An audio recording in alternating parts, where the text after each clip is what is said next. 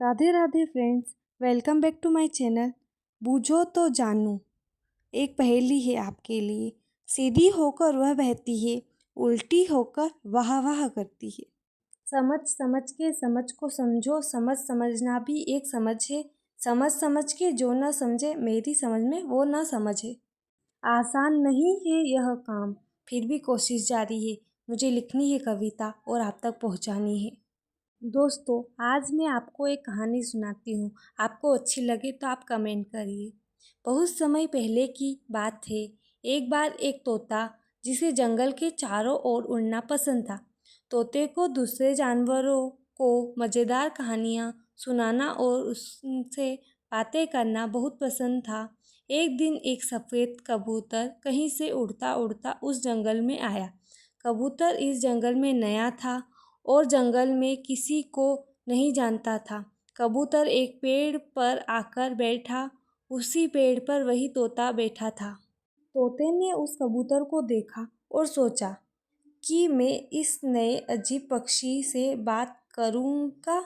तोता उड़कर कबूतर जिस पेड़ की डाली पर बैठा था, उस पर आकर बैठ गया।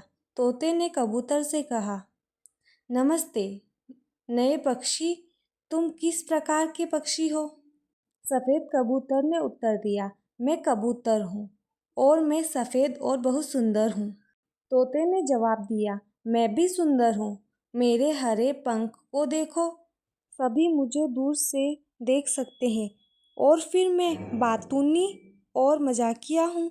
जब मैं जानवरों को अच्छी अच्छी कहानियाँ सुनाता हूँ तो दूसरे जानवर हंसने लगते हैं और बहुत खुश होते हैं। जब तोता और कबूतर पेड़ की डाली पर बैठे बात कर रहे थे, तभी एक पक्षी उस डाल पर आकर बैठ गया। यह एक काला कौवा था, जिसने अभी कुछ देर पहले ही एक कीड़ा खाया। काला कौवा तोता और कबूतर की बातें सुनने लगा। काले कौवे ने तोते से कहा, तुम कितने हरे हो, क्या तुम बीमार हो? आपको कौन सी बीमारी है?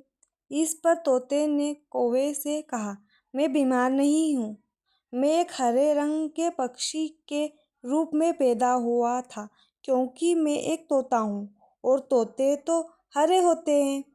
तब कबूतर ने कौवे से कहा, मुझे देखो, मैं कितना सफ़ेद हूँ, मेरे पास तोते और कौवे जैसा कोई रंग नहीं है। ईश्वर ने तुम्हें रंग दिया है और मुझे कोई रंग नहीं दिया, लेकिन मैं आप जैसे रंगीन पक्षियों को देखकर बहुत खुश होता हूँ।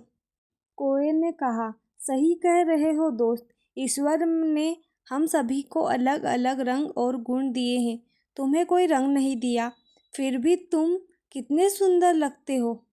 तोते ने कहा, दोस्तों, हमें हमारे रंग और गुणों पर घमंड नहीं करना चाहिए। ईश्वर ने हमें किसी को रंग दिया तो किसी को गुण, सबकी अपनी अपनी खूबियाँ है। हमें अपने रंग रूप और गुण के बारे में घमंड नहीं करना चाहिए, क्योंकि ईश्वर ने सबको अलग अलग रंग और रूप और गुण दिए हैं।